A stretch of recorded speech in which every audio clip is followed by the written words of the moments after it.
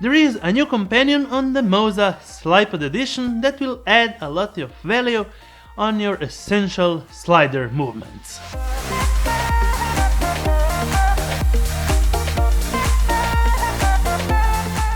When you are alone in the field, this could be your second shooting partner for your creative introduction of every scene.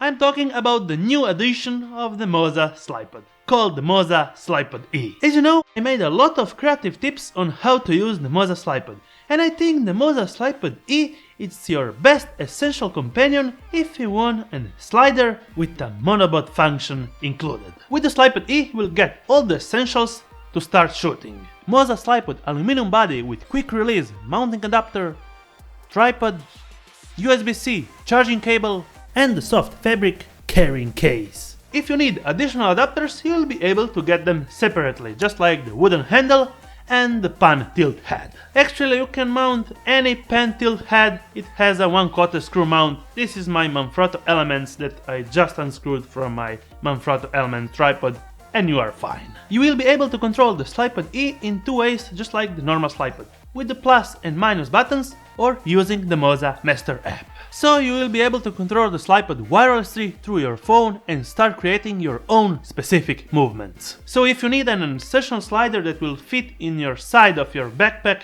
there you have it. Making an awesome introduction scene without any additional shooter rather than yourself now is a piece of cake. There you go guys, this was my short show off of the MOZA SLYPOD. On my next video you can expect a lot more and actually how to control this with the MOZA Aircross 2. Thumbs up if you liked it, subscribe with the bearing icon to get notified every time I make a new video, and see you on my next one.